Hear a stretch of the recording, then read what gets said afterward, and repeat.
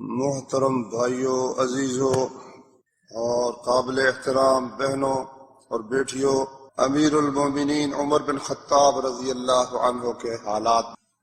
امیر المومنین عمر بن خطاب رضی اللہ عنہ اللہ کے اس فرمان کی مکمل تصویر تھے کہ اللہ کی نافرمانی پر نہایت سخت اور اللہ کی فرما برداری کرنے والوں کے ساتھ نہایت ہی نرم دل اور بے حد محبت کرنے والے۔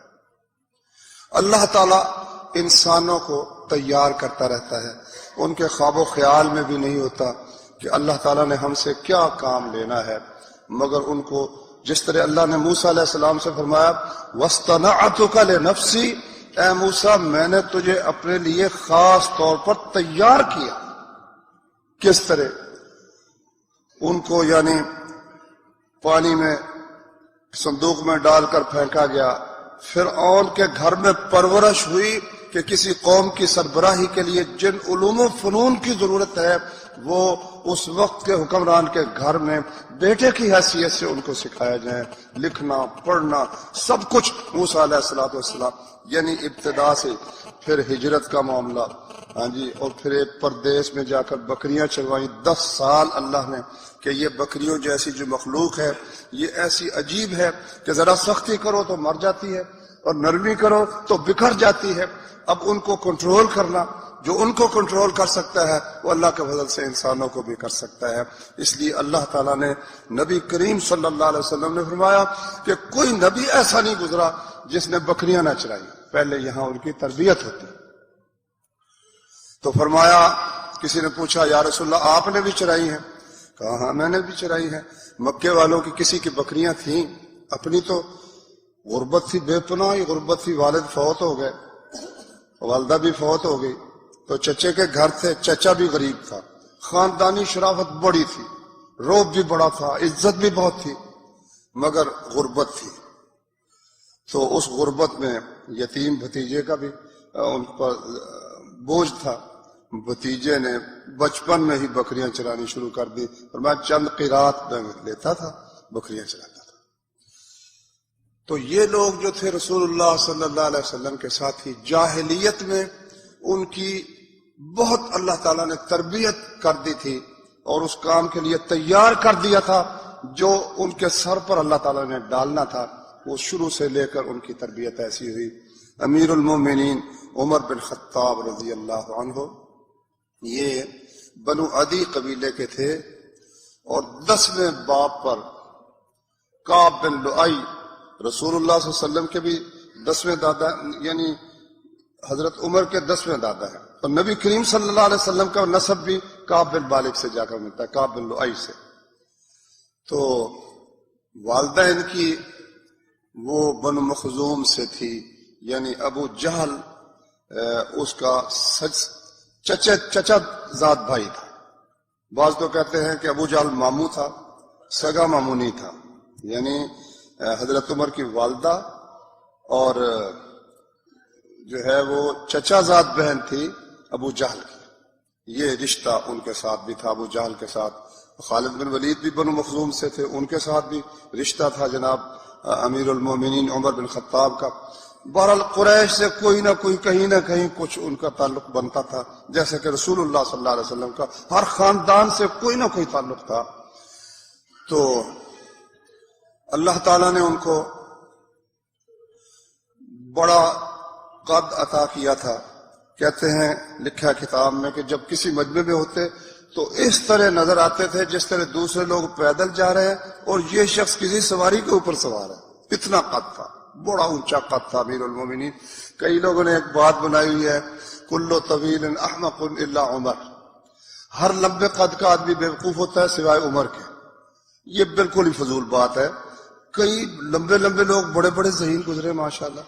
قیس بن سعد تھے، اتنا قد تھا اس کا، صحابی رسول ہیں، جھنڈا نبی صلی اللہ علیہ وسلم کا ان کے ہاتھ میں ہوتا تھا، بڑا قد تھا، اتنا قد تھا اس کا کہ ایک دفعہ رومیوں کے بادشاہ نے ایک اپنا بہت لمبا آدمی بھیجا کہ لو جی اس کے مقابلے کا کوئی بندہ ہے تو لاؤ۔ امیر معاویہ کا زمانہ تھا، انہوں نے پیغام بھیجا قیس کو، بھائی تم یہاں آؤ۔ وہ آ گیا، ہاں جی کیا بات ہے؟ کہتے ہیں یہ انہوں نے لمبا آدمی بھیجا ہے مقابلے کے لیے. تو مجلس میں ہی اس نے اپنی قمیص اتاری. قمیص اتار کر کہا لو پہنو اس کو. اس نے پہنی تو وہ قمیص اس کے پاؤں کو جا لگی. پھر اس نے کچھ شعر کہے. اس نے کہا کہ میں مجلس میں میرا ضمیر برداشت نہیں کرتا کہ میں قمیص اتار کر جسم ننگا کروں، لیکن میں نے اس لیے سب کے سامنے قمیص اتاری کہ کوئی یہ نہ کہے کہ یہ قمیص عاد قبیلے کے کسی آدمی کی گھر میں پڑی ہوئی تھی اور وہ اس نے بھیج دی ہے. اس لیے میں نے سب کے سامنے اپنی قمیص اتار کر لوگوں کے سامنے مقابلہ کیا. بڑے بہت ذہین بھی تھے، عقل مند بھی تھے. کوئی ایک گزرا ہے، بے شمار لوگ ایسے گزرے. حضرت عباس کا قد بڑا تھا. جب وہ گھوڑے پر بیٹھتے تھے ٹانگیں نیچے لگتی تھی. حضرت عباس رضی اللہ عنہ بڑے گزرے ہیں ماشاءاللہ. تو بہرحال سر کے بال کو تھوڑے سے آگے سے اڑے ہوئے تھے. رنگ گندمی تھا. ایک روایت میں یہ بھی ہے کہ سفید تھا، لیکن جو زیادہ صحیح ہے وہ یہ گندمی رنگ تھا. خوبصورت شکل، نقش بہت خوبصورت تھے حضرت عمر رضی اللہ عنہ. اور مونچھیں وہ یہاں جو ہے نا مونچھوں کے کنارے پر مونچھیں رکھی ہوئی تھی. جب غصہ آتا نا تو ان کو مروڑتے تھے. غصہ آتا تھا پھونکے بھی چوں بھی کرتے تھے. جب غصہ آتا تھا تو پھر بڑا ہی غصہ آتا تھا. اتنا غصہ پھر کہتے ہیں ایک دفعہ اللہ اکبر حجامت کراتے تھے نا، تو حجامت جس نائی سے کراتے تھے ایک دفعہ نا کھنگورا مارا. وہ اتنا ڈر گیا کہ اس کی آواز نکل گئی. ایسا روب تھا اس کا. ایک دفعہ خبر ملی میں فلاں عورت جو ہے نا، یہ ان کی کتاب ہے سیرت عمر فاروق، دارالسلام والوں نے چھاپی ہے نہایت خوبصورت کر کے. اس کی ایک جلد میں یہاں لایا ہوں. تو اس میں یہ سارے واقعات میں نے پڑھے ہیں. کچھ بخاری مسلم سے بھی جو میں نے پڑھے وہ بھی میں انشاءاللہ بیان کروں گا. تو ان کو خبر ملی کہ اس قسم کے اس کے حالات ٹھیک نہیں. تو بندہ بھیجا بھائی امیر المومنین بلاتے ہیں. وہ ایسی ہیبت اس قسم کی تھی کہ اس کو جب یہ خبر ملی نا تو اس کو رستے میں ہی درد شروع ہو گیا اور بچہ پیدا ہو گیا، فوت شدہ. اب اللہ کا خوف بھی دیکھو. ایک طرف اتنا روب اللہ نے دیا، ایک طرف بلا لیا سب کو. کہتے ہیں بھائی دیکھو یہ میرے خوف کی وجہ سے ایسا ہوا ہے، یہ تو میں نے تو قتل نہیں کیا، اب کیا ہونا چاہیے. وہ سب کہنے لگے کہ جی اس میں آپ کا کیا قصور ہے. علی رضی اللہ عنہ نے کہا کہ نہیں، آپ کی ہیبت کی وجہ سے ایسا ہو، آپ کو دیت دینی چاہیے. نے کہا اس نے ٹھیک مشورہ دیا. پھر بیت المال سے اس عورت کی دیت امیر المومنین نے ادا کی. ہر وقت عبداللہ بن عباس ساتھ رہتے تھے. کہتے ہیں ایک دن میں وضو کرا رہا تھا تو 1 سال تک میں سوچتا رہا کہ میں امیر المومنین عمر سے مسئلہ پوچھوں. تو سال کے بعد میں نے وضو کراتے ہوئے موقع پایا تو میں نے کہا کہ جی میں نے آپ ایک مسئلہ پوچھنا ہے.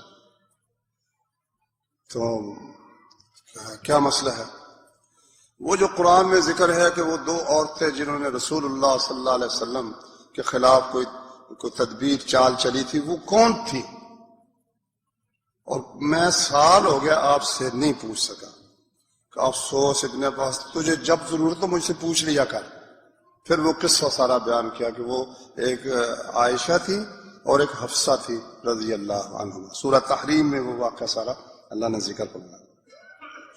تو کہتے ہیں میرا والد بڑا سخت گیر تھا. وہ مجھے اس نے اونٹ چرانے پر لگا دیا. اب اونٹ چراتا جب میں تھک کر کبھی بیٹھ جاتا تو مجھے نہایت بے دردی کے ساتھ مارتا. آخر وہ بھی عمر کا باپ تھا تو وہی خصلتیں اس میں بھی موجود تھی. تو لکڑیاں کٹھی مجھ سے کرواتا اور میں اونٹ بھی چراتا تھا. اپنی خالہ تھی بنو مخزوم سے، جس کا میں نے ذکر پہلے بھی کیا. ان کی والدہ بھی بنو مخزوم سے تھیں تو خالہ بھی ان کی بکریاں بھی چراتا تھا. تو وہ مجھے کبھی کوئی کشمش دے دیتی 1 مٹھی، کبھی مجھے کوئی کھجوریں دے دیتی. بس یہ گھر کی حالت یہ تھی. لیکن اس دوران اس اللہ کے بندے نے، کچھ لوگ بڑا عالی دماغ لے کر آتے نا، قدرت کی طرف سے، اللہ کی طرف سے ان کو نہایت عظیم الشان دماغ عطا ہوتا. یہ ان میں سے ایک شخص ہے امیر المومنین عمر بن خطاب رضی اللہ عنہ. نہایت عالی دماغ، اللہ کی طرف سے لے کر آئے تھے۔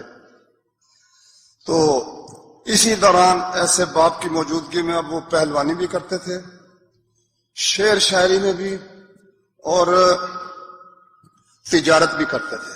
تجارت کے لیے وہ گرمیوں میں شام کو جاتے تھے، سردیوں میں یمن کو جاتے تھے۔ یہ سارے علاقے جو ہے نا، یمن اور شام اور عراق، یہ سب تجارت کے لیے پامال کیے ہوئے تھے امیر المومنین۔ اس لیے جب فوجیں گئی نا شام میں، تو مدینے میں بیٹھا ہوا امیر المومنین وہ نقشہ پھیلا کے بیٹھا ہوا ہے، اور سب کو حکم یہ ہے کہ جب تک میں آرڈر نہ دوں کسی طرح تم نے آگے نہیں چلنا۔ یہاں سے وہ نقشہ بنا کر، اور وہ کہتے ہیں وہاں سے بھی مشورہ آتا ہے کہ اس طرح کس طرح ہم کریں۔ امیر المومنین یہاں سے بیٹھ کر ان کو بتاتے ہیں کہ آپ اس طرف سے حملہ کریں، اس طرف سے حملہ کریں، اس طرف سے حملہ کریں۔ تو یہی بات، اور لکھنا بھی سیکھ لیا۔ عرب کے لوگوں کو، خصوصاً مکے کے لوگوں کو لکھنا نہیں آتا، امی تھے، ان پڑھ تھے، لیکن ان میں یہ بھی وصف تھا کہ وہ لکھنا پڑھنا بھی جانتے تھے۔ اس لکھنے پڑھنے کی جب خلیفہ بھی بن گیا نا، خلیفہ بنے، تو میں نے پڑھا ہے کہ جب مجاہدین جو گئے ہوتے نا، ان کے خط آتے ہیں۔ ڈاک کا نظام تھا بڑا زبردست، ہر 12 میل کے فاصلے پر ایک چوکی، اس چوکی میں گھوڑے تیار، مدینے سے ڈاک چلی ہے، پھر آگے ہر علاقے کے لوگ وہاں ڈاک پہنچا رہے ہیں۔ تو ایک شاہ سوار گھوڑے پر سوار ہوتا، پوری رفتار کے ساتھ 12 میل اس کو دوڑاتا، اور اگلی چوکی پر پہنچ کر وہ گھوڑا اور وہ جو سوار ہے وہ اتر جاتے ہیں، اگلا گھوڑا بالکل تیار ہے، وہ سارے تھیلے لے کر آگے چل پڑتا ہے، اس سے آگے وہ دنوں کا سفر جو تھا وہ گھنٹوں میں طے کر کے پہنچا دیتے تھے۔ اچھا، تو جو خط آتے نا مجاہدین کے، وہ خود ایک ایک مدینہ شریف میں ایک ایک گھر پہنچاتے ہیں۔ ان کو کہتے ہیں بھی اگر تم پڑھ سکتی ہو ٹھیک ہے، ورنہ تم پردے کے پاس آؤ، میں تمہیں پڑھ کر سناتا ہوں۔ پھر جب ڈاک جانی ہوتی نا، پھر ایک ایک گھر جاتے ہیں، ان کو کہتے ہیں کہ اگر تم نے جواب لکھ لیا تو دے دو، اگر نہیں لکھا تو میں یہاں باہر کھڑا ہوں، تم مجھے لکھواؤ، میں لکھ کر جواب بھیج دیتا ہوں۔ امیر المومنین ہے، لاکھوں مربع میل کا مالک ہے اللہ کے فضل و کرم سے، لیکن مجاہدین کے لیے اس کی محبت، اس کی رحمت، اس کی شفقت وہ اس قدر ہے۔ طلحہ کہتے ہیں کہ ایک رات میں نے آدھی رات دیکھا تو عمر ایک گھر کے اندر جا رہا ہے۔ میں نے کہا ہے گڑبڑ، کوئی نہ کوئی خرابی ہے، آدھی رات اٹھا ہے اللہ کا بندہ اور ایک گھر کے اندر بغیر اجازت چلا گیا ہے، کوئی خرابی ضرور ہے۔ صبح گیا، چلے گئے امیر المومنین نکل کر، میں صبح گیا، میں نے وہاں دیکھا کہ کون ہے، خیال تو یہی تھا کہ کوئی خرابی ہوگی۔ ایک بوڑھی عورت بیٹھی تھی، میں نے کہا بی بی یہ کون، یہ کیوں آتے ہیں تیرے پاس؟ نے کہا جی آتے ہیں، آ کر میری ضرورتیں مجھے دے جاتے ہیں، اور روز میرے گھر کی صفائی کر جاتے ہیں۔ صفائی کر جاتا ہے امیر المومنین عمر بن خطاب رضی اللہ عنہ۔ تو عربوں نے اسلام سے پہلے اس شخص کو سفارت کا عہدہ دے رکھا تھا، یعنی باہر کسی قبیلے سے بحث ہو، اپنی نمائندگی ہو، کسی ملک میں نمائندگی ہو، تو آپ اس سے اندازہ کر سکتے ہیں کہ وہ شخص کس قدر قادر الکلام ہوگا اور فصیح و بلیغ ہوگا، اور کس قدر مؤثر ہوگا کہ اس کو سفیر کے طور پر عربوں نے مقرر کیا ہوگا۔ اللہ اکبر۔ حدیث میں آتا ہے ایک دن امیر المومنین عمر بن خطاب رضی اللہ عنہ نے کہا بھائی لوگوں جمع ہو جاؤ، لوگ جمع ہو گئے، ممبر پر چڑھ گئے، خطبہ پڑھا، کہنے لگے ایک وہ وقت تھا میں اونٹ چراتا تھا اور میرا باپ خطاب مجھے بری طرح مارتا تھا، اور میں اپنی خالہ کی بکریاں چراتا تھا، مجھے کوئی ایک مٹھی کشمش مل جاتی تھی یا کبھی کھجوریں مل جاتی تھی، اور آج وہ وقت ہے کہ آسمان سے نیچے میرے اوپر کوئی شخص مجھ سے اوپر نہیں ہے، اللہ تعالیٰ نے مجھے سب پر فوقیت عطا فرما دی۔ پھر اترے اور سجدے میں گر گئے۔ تو عبد الرحمن ابن عوف نے کہا کہ امیر المومنین یہ آپ نے کیا کیا، اپنی خود ہی برائی بیان کر دی کہ میں اونٹ چراتا تھا، میرا ابا مجھے مارتا، بھلا یہ بیان کرنی چاہیے؟ نے کہا میں بیٹھا تھا، میرے دل میں تھوڑا سا غرور آ گیا، غرور کہ تو عمر تو بڑی شے ہے، اس لیے میں نے لوگوں کو بتایا کہ میں وہ ہوں میں اونٹ چراتا تھا، میں بکریاں چراتا تھا، اسلام کی برکت سے اللہ نے مجھے یہ ساری عزت عطا فرمائی. یہ میں نے اپنے دل کے غرور کو توڑنے کے لیے یہ سب ساری بات کی ہے. یعنی آخر دم تک اپنا پہلا وقت عمر رضی اللہ عنہ کو بھولا نہیں ہے. اچھا، یہی سختی تھی کہ جب نبی صلی اللہ علیہ وسلم تشریف لائے نا، اچھا اس سخت زندگی نے ان کو سخت جان بھی بڑا بنا دیا تھا، سخت جان بنا دیا تھا. چنانچہ ان کے واقعات تو آپ نے سنے ہی ہیں کہ کس طرح سے بیت المال کے اونٹ تھے اور وہ گم ہو گیا اونٹ، اور امیر المومنین اکیلا ہی ان کے پیچھے دوڑتے پھرتے ہیں، تلاش کرتے پھرتے ہیں. گرمی بڑی سخت ہے اور تلاش کرتے پھرتے ہیں. خیر، ان کے اسلام سے پہلے نبی صلی اللہ علیہ وسلم کی تشریف آوری کے بعد اپنا جو آخری زور تھا نا مخالفت کا، وہ عمر بن خطاب نے لگایا، کمی کوئی نہیں کی. ایک لونڈی کا واقعہ لکھا کہ مارنا جو شروع کیا نا، مار مار مار کر جب تھک گئے نا، پھر اس کی جان چھوڑی. تو اتنے میں ابو بکر گزرے، وہ مسلمان ہو چکے تھے. انہوں نے لونڈی خرید کر اس بیچاری کو آزاد کیا اور عمر سے اس کی جان چھوڑائی. تو حضرت عمر رضی اللہ عنہ کے ایمان لانے کا قصہ بہت مشہور ہے کہ کس طرح وہ جا رہے تھے قتل کے لیے، لیکن وہ ہے سیرت ابن ہشام وغیرہ میں. اس کی سند وہ اتنی پختہ نہیں ہے، لیکن تاریخی طور پر اس کو بیان اگر وہ کر دے، کیونکہ رسول اللہ صلی اللہ علیہ وسلم کا تو ہے ہی نہیں، نہ اس میں دین کا کوئی سلسلہ ہے، تو اس لیے وہ مؤرخین نے وہ واقعہ بیان کیا ہے. لیکن زیادہ صحیح جو بات ہے نا، زیادہ صحیح وہ تین باتیں ہیں، تینوں صحیح سند کے ساتھ رسول اللہ صلی اللہ علیہ وسلم سے آئی.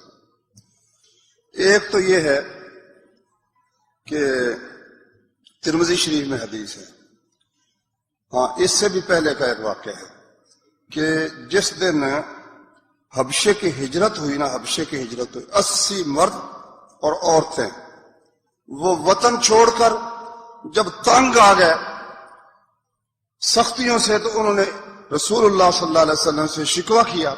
آپ نے فرمایا تم حبشے میں چلے جاؤ، وہاں ایک بادشاہ ہے، اس کے پاس کسی پر ظلم نہیں ہوتا، تم وطن چھوڑ دو، وہاں چلے جاؤ. تو عامر بن ربیعہ رضی اللہ عنہ کی بیوی ہے ام عبداللہ، عامر کی کنیت ابو عبداللہ تھی. وہ کہتی ہیں سارے رشتہ دار تو تھے، پردہ شردہ تھا کوئی نہیں، آپس میں میل جول ساری رشتہ داریاں تھیں. تو ہم سامان کہتے باندھ رہے تھے، تو عمر نے جب دیکھا نا تو کہنے لگے کہ اب بھائی آپ رخصت ہو رہے ہیں، جا رہے ہیں. میں نے کہا کہ ہاں، آپ لوگوں نے ہمیں اتنا تنگ کیا، اتنا پریشان کیا، ہم اپنے وطن میں بے وطن ہو گئے، اور اب ہم مکے کو چھوڑ کر جا رہے ہیں، بس اللہ کی زمین میں جہاں ہمیں جگہ ملے گی جائیں گے، بس ہم اس قدر تنگ ہو گئے ہیں کہ آپ نے ہمیں یہاں رہنے نہیں دیا. کہتے عمر نرم پڑ گیا، کہتا ہے اللہ تعالیٰ تم پر مہربانی فرمائے، اللہ تمہاری مدد فرمائے. یہ کلمات نرمی اور محبت سے کہہ کہ اللہ تم پر کرم فرمائے، اللہ تمہاری مدد فرمائے. لو دل میں کہتے میری روشنی امید کی پھوٹی کہ عمر مجھے دعا دے رہا ہے. میں نے اپنے خامد سے کہا کہ یہ عمر مسلمان ہو جائے. انہوں نے کہا کہ تمہیں کیا پتہ؟ کہا کہ مجھ سے انہوں نے یہ بات کی کہ تم رخصت ہونے لگی ہو. میں نے کہا ہاں میں رخصت ہونے لگے، ہم لوگ جا رہے ہیں. تو اس نے مجھے یہ دعائیں دی ہیں. لیکن اس کو پتہ تھا عمر کیسا، کہتا جب تک خطاب کا گدھا مسلمان نہ ہو جائے یہ عمر کسی صورت مسلمان نہیں ہو سکتا. یعنی ان کا تأثر ہر ایک شخص کی نگاہ میں یہ تھا کہ یہ بندہ کسی صورت مسلمان نہیں ہو سکتا. اچھا، دوسرا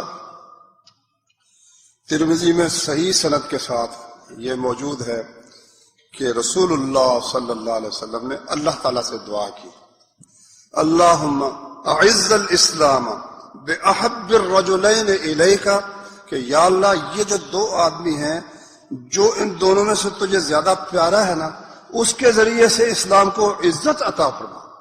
ایک ابو جہل بن ہشام اور ایک عمر بن خطاب، ان دونوں میں سے جو تجھے زیادہ محبوب ہے نا، اس کے ذریعے سے اسلام کو قوت عطا فرما. تو بس یہ دعا نبی صلی اللہ علیہ وسلم کی اللہ تعالیٰ نے قبول فرمائی. تیسری حدیث صحیح بخاری میں ہے، وہ یہ ہے کہ عبداللہ بن عمر رضی اللہ عنہ کہتے ہیں کہ عمر جو تھے نا، جس کے متعلق کہہ دیتے نا، جس بات کے متعلق کہ میرا گمان یہ ہے، میرا گمان یہ ہے، وہ اسی طرح ہی نکلتی تھی. گمان اتنا صحیح تھا. چنانچہ جب مسلمان ہو گئے تو رسول اللہ صلی اللہ علیہ وسلم نے آپ کے متعلق فرمایا کہ پہلی امتوں میں کچھ لوگ محدث ہوتے تھے. ایک تو محدث ہوتا ہے نا، ایک محدث میں نے بات بیان کرنے والا، حدیث بیان کرنے والا. محدث وہ جس کو بات بیان کی جائے، بتائی جائے. تو فرمایا کہ یہ وہ لوگ تھے کہ نبی نہیں تھے، مگر اللہ کی طرف سے ان کو بات بتا دی جاتی تھی، ان کے دل میں بات ڈال دی جاتی تھی. اگر میری امت میں کوئی شخص ہو تو وہ عمر بن خطاب ہے. رسول اللہ صلی اللہ علیہ وسلم ایسی صحیح سوچ والا انسان تھا. تو عبداللہ بن عمر کہتے ہیں کہ میرے والد صاحب جب کہہ دیتے نا میرا گمان، میرا خیال یہ ہے، وہ اسی طرح ہی بات نکلتی تھی. ایک دن ایک آدمی گزرا، بڑا خوبصورت بھی بہت اور لباس بھی شاندار. تو وہ حضرت عمر کہنے لگے کہ بات یہ ہے کہ یہ بندہ یا تو ابھی تک اندر سے مسلمان نہیں ہے، یا یہ یعنی جب خلیفہ تھے نا اس وقت کی بات ہے، یا تو یہ بندہ اندر سے ابھی تک کافر ہے، یا یہ ہے کہ اسلام لانے سے پہلے یہ کاہن رہا ہے، جو جن کا شیطانوں اور جنوں سے تعلق ہوتا ہے نا، وہ ہے. اس کو بلایا. یہ صحیح بخاری میں واقعہ موجود ہے. تو اس سے کہا بھائی یہ دو باتیں ہیں، یا تو ابھی تک تم اندر سے مسلمان نہیں ہو، کافر ہو، یا پھر اسلام سے پہلے تم کاہن رہے ہو. انہوں نے کہا جی دیکھو یہ کوئی بات ہے، میں مسلمان ہوں، میرے متعلق اس قسم کا خیال کیا جاتا ہے. آج تک کسی نے مجھ سے یہ بات اس قسم کی گفتگو نہیں کی جس قسم کی گفتگو آپ نے مجھ سے کی. حضرت عمر نے کہا نہیں، سچ بتاؤ کہ تم کاہن تو نہیں رہے. اخیر مان گیا، کہتا جی میں کاہن رہا ہوں. اچھا تو کو مجھے بڑی عجیب جو تمہارا شیطان جن تھا نا، جو کوئی عجیب خبر لے کر آیا وہ سناؤ. کہنے لگا جی ایک دن میرا جو جن تھا نا وہ بڑا شدید گھبرایا ہوا آیا. کہنے لگا الم تری الی الجن و ابلاسھا، کہ دیکھو جن جو ہیں اس وقت، اس جن نے بتایا کہ جن اس وقت نہایت ہی گھبرائے ہوئے، شدید گھبرائے ہوئے، اور وہ کہہ رہے ہیں کہ اللہ کا ایک رسول جو ہے وہ مبعوث ہونے والا ہے یا مبعوث ہو چکا ہے، مجھے الفاظ اس وقت یاد نہیں. تو اس وجہ سے وہ جن شدت کے ساتھ گھبرائے ہوئے، جنوں میں ہر طرف افراتفری بچی ہوئی ہے. تو حضرت عمر کہنے لگے کہ یہ بات تمہاری ٹھیک ہے، مجھے بھی اس کا تجربہ ہوا ہے. کہتے ایک دن میں نا بتوں کے پاس تھا، بتوں کے پاس بیٹھا ہوا تھا، تو ایک بندہ آیا، اس نے ایک بچڑا ذبح کیا بتوں کے نام پر. اتنے میں ایک زبردست چیخ کی آواز نکلی. کہتا میں نے ایسی کبھی سنی نہیں. تو پھر مجھے ایک آواز آنی شروع ہوگی کہ یا جلیح امر النجیح، اے جلی، دوسرے جن کو وہ کہہ رہا تھا کہ قول رجل الفصیح، ایک فصیح آدمی ہے اور ایک نہایت کامیابی کی بات بیان کر رہا ہے، اور وہ یہ ہے کہ لا الہ الا اللہ کہہ لو. یہ آواز کہتا میں نے سنی. یہ بخاری شریف میں انہوں نے ذکر کیا. خود حضرت عمر رضی اللہ عنہ کا بیان ہے کہ جب اس نے وہ ذبح کیا نا اس گائے کو، تو یہ آواز میں نے سنی. تو واقعی تم ٹھیک کہتے ہو، رسول اللہ صلی اللہ علیہ وسلم کی تشریف آوری کے وقت واقعی جن شدید گھبرائے ہوئے تھے. اس کا مطلب یہ ہے کہ ان کے ذہن میں یہ خاکہ سارا موجود تھا. لیکن جب اللہ کے رسول صلی اللہ علیہ وسلم نے دعا کی کہ یا اللہ اسلام کو ان دونوں میں سے ایک شخص جو تجھے زیادہ پیارا ہے نا اس کے ساتھ عزت عطا فرما، تو وہ دعا بارگاہ الہی میں قبول ہوئی. تو اس سے معلوم ہوتا ہے کہ وہ واقعہ جو ہے نا، اگرچہ اس کی سند کمزور ہے، مگر اس واقعے میں بھی اس نبی صلی اللہ علیہ وسلم کی دعا کا ذکر موجود ہے. اس لیے میں اس مناسبت سے وہ واقعہ سناتا ہوں. وہ سیرت ابن ہشام میں لکھا ہوا ہے کہ ایک دفعہ نا قریش کٹھے ہوئے، سارے جمع ہوئے کہ بھائی کوئی بندوبست کون ہے جو یہ روز روز کی کل ختم کرے اور محمد صلی اللہ علیہ وسلم کو قتل کر دے تاکہ قصہ تمام ہو. تو عمر بہادر تو تھے ہی، شیر بھی تھے، کہنے لگا میں یہ کرتا ہوں دوپہر کا وقت ہو، نکل کھڑے ہوئے اپنے ہتھیار لے کر، تیر کمان جو بھی اسلحہ ہوتا ہے، تو جا رہے ہیں۔ آگے نعیم ایک صحابی تھا رسول اللہ صلی اللہ علیہ وسلم کا۔ اس وقت جو لوگ مسلمان ہوتے تھے وہ اسلام ظاہر نہیں کرتے تھے، کسی کو پتہ نہیں ہوتا تھا کہ کون مسلمان ہے۔ میں نے اخبار میں پڑھا ایک دفعہ امریکہ کا، کہ امریکہ کی جو ہے نا وہ حکومت کے کارندے وہ ٹھیک ہے القاعدہ سے بھی خوف زدہ ہیں، مگر سب سے زیادہ ان کو خوف ان نیلی آنکھوں اور سفید جلد والے لوگوں سے ہے جو ان کے کلیدی عہدوں پر بیٹھے ہوئے ہیں اور اندر سے مسلمان ہو چکے ہیں۔ امریکہ میں اس وقت یہ حال ہے، یعنی وہ اپنا اسلام ظاہر نہیں کرتے مگر اندر سے مسلمان، اللہ نے ان کو اسلام کی توفیق بخشی ہوئی ہے۔ تو وہ کہنے لگا کہ کدھر جا رہے ہیں؟ کہتا ہے آج محمد کو ختم کرنا ہے صلی اللہ علیہ وسلم۔ اس نے کہا کہ تو کیا سمجھتا ہے کہ وہ جو بنو ہاشم ہیں، بنو عبد مناف ہیں، وہ تجھے چھوڑ دیں گے؟ کہا تو بھی بے ایمان معلوم ہوتا ہے، اگر مجھے پتہ چل جائے نا تو واقعی مسلمان ہوگا تو پہلے تیرا سر اتاروں گا۔ اس نے کہا میرا سر اتارتا پھرتا ہے؟ تیرا سگا چچے کا بیٹا سعید بن زید اور تیری بہن سگی بہن وہ مسلمان ہو چکے، پہلے ان کی تو خبر لے۔ تو پھرتا محمد کو قتل کرنے کے پیچھے، پہلے اپنی بہن کی خبر لے اور اپنے بہنوئی کی خبر لے۔ بہن تھی فاطمہ بنت خطاب اور بہنوئی کون تھا؟ وہ تھے سعید ابن زید جو عشرہ مبشرہ میں ہیں، 10 صحابیوں میں جن کا ایک وقت میں نام لے کر اللہ کے رسول صلی اللہ علیہ وسلم نے جنتی ہونے کی بشارت دی۔ وہ سگا چچے کا بیٹا تھا سعید بن زید بن خطاب اور عمر بن خطاب رضی اللہ تعالیٰ عنہ، تو یعنی رشتہ دار ہی تھا۔ وہ نبی صلی اللہ علیہ وسلم کا خیال چھوڑ کرنا وہ اس طرف چل پڑے، دروازہ کھڑکایا۔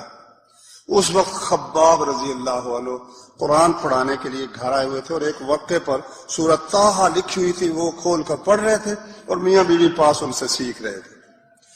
جب آواز آئی نا عمر کی تو وہ تو اس کو چھپا دیا خباب کو، اور قرآن پر نا وہ جو ورقہ تھا وہ اسی طرح رہ گیا، کوئی کاغذ کپڑا شپڑا دیا مگر وہ اسی طرح۔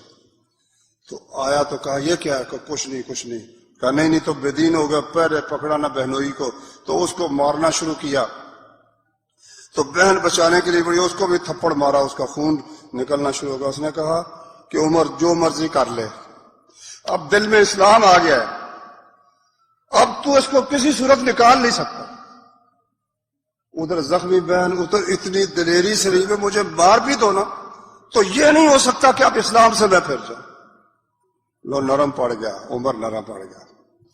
جب نرم پڑا کہتا ہے یا مجھے ذرا دکھاؤ تو صحیح کیا پڑھ کیا رہے تھے؟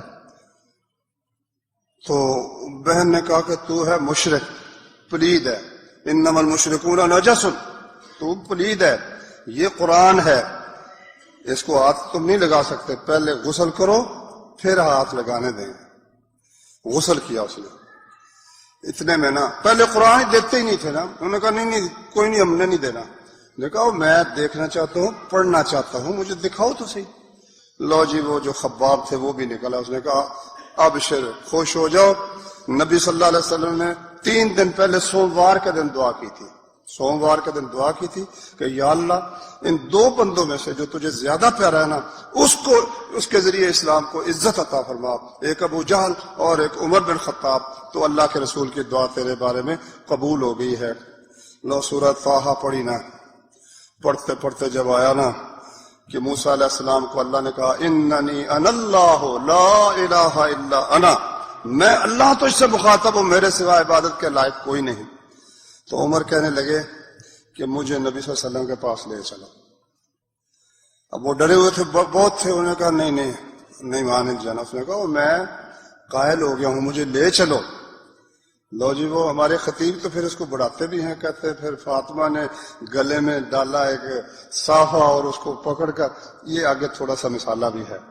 بہرحال وہ لے کر چلے گئے تو نبی کریم صلی اللہ علیہ وسلم چھپے ہوئے تھے دار ارقم میں، مسلمانوں کے سوا کسی کو خبر نہیں تھی کہ وہ کہاں ہوتے ہیں۔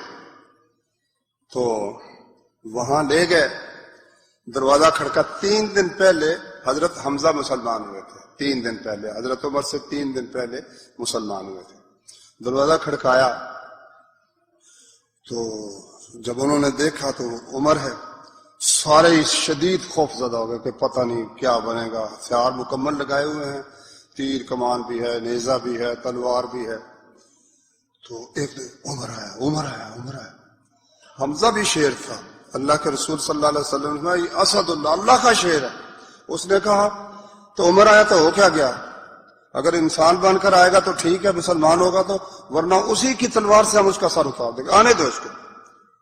لو جی، دو بندوں نے پکڑ لیا، جب داخل ہونے لگے نا تو بازو سے پکڑ لیا تاکہ کوئی حرکت نہ کرے۔ نبی صلی اللہ علیہ وسلم نے یہاں سے پکڑ کر جھنجھوڑا، کہا خطاب کے بیٹے تو مسلمان ہوتا ہے کہ وہ اس عذاب کا منتظر ہے جو پہلے لوگوں پر آیا کہ تجھ پر وہ عذاب اترے؟ کہتا جی میں مسلمان ہونے کے لیے آیا ہوں۔ لو جی، آپ نے کہا اللہ اکبر، اور سب مسلمانوں نے اللہ اکبر کہا۔ وہ کب تک آواز اس تکبیر کی وہ کتابوں میں لکھا پہنچ گئے، مسلمان ہو گئے۔ مسلمان ہو کر کہنے لگے یا رسول اللہ ہم حق پر نہیں ہیں؟ بالکل حق پر ہے، اذا حییتم و اذا متم، اگر زندہ ہو تب بھی حق پر ہو، فوت ہو جو تب بھی تم حق پر ہو۔ تو کہ پھر چھپنا کیوں؟ جب حق پر ہے تو چھپنے کا کیا مطلب ہے؟ چلو چل کر سب کے سامنے نماز پڑھتے۔ لو جی نکلے، ایک صف میں تھے حضرت حمزہ، ایک میں حضرت عمر۔ معلوم ہوتا ہے یہ 2-3 دن بعد کی بات ہے، مسلمان ہونے کے بعد 1-2 اور بھی ان کے مار کے موجود ہیں۔ وہ یہ کہ مسلمان ہو گئے، اب کسی کو کیا پتا مسلمان ہو گیا؟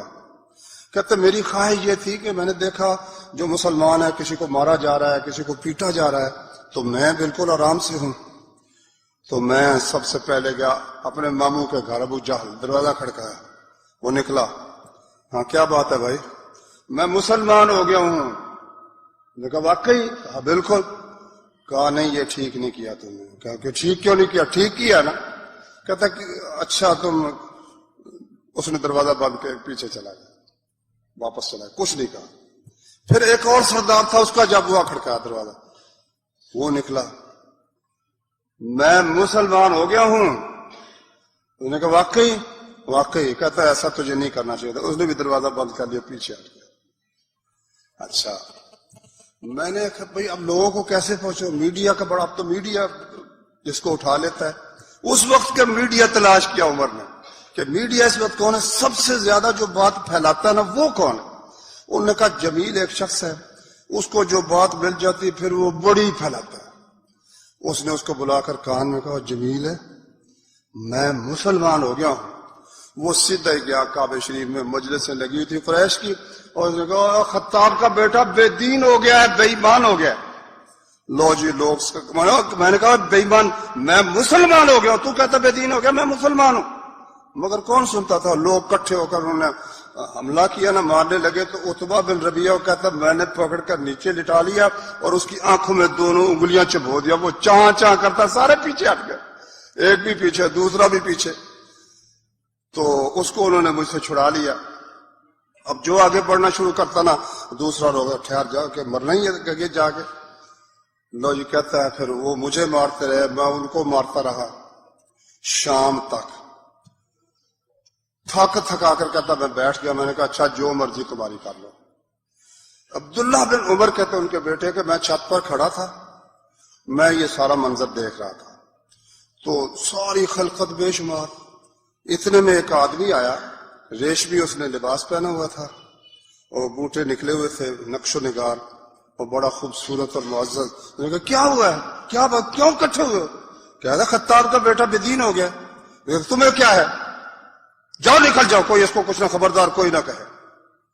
کہتے ہیں جس طرح بادل پھٹتا نا اس طرح سب لوگ چھوڑ کے نکل گئے۔ میں نے پھر ابا سے پوچھا بھائی یہ کون تھا؟ انہوں نے کہا یہ عاص بن وائل تھا، عاص بن وائل۔ یہ یعنی آپ نے سنے ہوں گے عمر بن عاص، مصر کے فاتح عمر بن عاص، ان کے والد تھے عاص بن وائل، کافر تھا۔ کہتا ہے میرے دل میں اس کی عزت کا ایسا نقش بیٹھا کہ عزت ہو تو ایسی ہونی چاہیے نا، پورے مکے میں اس کی اتنی عزت تھی، اللہ نے اس کے ذریعے سے عمر بن خطاب کی جان اس دن چھڑائی۔ پھر وہ واقعہ ہوا کہ کہا یا رسول اللہ چلو نماز پڑھیں۔ بخاری شریف میں ہے، عبداللہ بن مسعود کہتے ہیں کہ عمر کا اسلام لانا ہمارے لیے عزت کا باعث تھا، جس دن سے وہ اسلام لایا پھر دن بدن اسلام کی عزت بڑھتی ہی چلی گئی، بڑھتی ہی چلی گئی۔ 2 لائنوں میں کہتے ہیں ہم مسجد میں آ کر نماز نہیں پڑھ سکتے تھے، انہوں نے کہا یہ چھپنے والی بات کوئی نہیں، چلو لکھ لو۔ 2 صفوں میں ایک میں حمزہ تھے سید الشہداء، نبی صلی اللہ علیہ وسلم نے حمزہ کو سید الشہداء کہا ہے۔ ایک لائن میں وہ، ایک میں عمر بن خطاب رضی اللہ عنہما جا کر کوئی مقابلے میں آیا، اسے لڑے اور وہاں جماعت کرائی، نماز پڑھی۔ تو جب ہجرت کا وقت آیا نا، نبی صلی اللہ علیہ وسلم سے پہلے کہتے ہیں کہ جا کر نا بیت اللہ شریف کا طواف کیا 7 چکر، رکعتیں پڑھی 2 رکعتیں پڑھ کر نا جتنے تھے وہاں بیٹھے سب کے پاس گئے، بھائی جو چاہتا ہے نا کہ اس کی اولاد یتیم ہو جائے اور اس کی بیوی بیوہ ہو جائے، یہ تو ہے حرم میں تو کچھ نہیں کرنا، مکے سے باہر فلانی جگہ پر میں کھڑا ہوا ہوں تو آ کر جو کرنا کر لے۔ لو جی وقت بھی بتا دیا، فلاں وقت پر میں فلاں جگہ ہوا، جس نے بچے یتیم کرنے ہیں اور بیوی کو بیوہ کرنا ہے آ جائے۔ 20 آدمی اپنے خاندان کے بھی، اپنی بیٹی بھی، بیٹا بھی، اور اسی طرح سے بہنوئی بھی، یعنی 20 آدمی لے کر، اپنے داماد کو بھی لے کر، امیر المومنین سب کے سامنے دن کی روشنی میں، جرأت نہیں پڑی کسی شخص کی کہ آگے بڑھے۔ یہ تھے امیر المومنین عمر بن خطاب رضی اللہ تعالی عنہ۔ تو باقی ان کا انشاءاللہ العزیز میں اسلام لانے کے بعد جو اللہ تعالیٰ نے ان سے کام لیے، بات وہ بہت لمبی ہے اور وہ سمٹ نہیں سکتی۔ اللہ تعالیٰ سمجھنے کی، عمل کرنے کی توفیق عطا فرمائے۔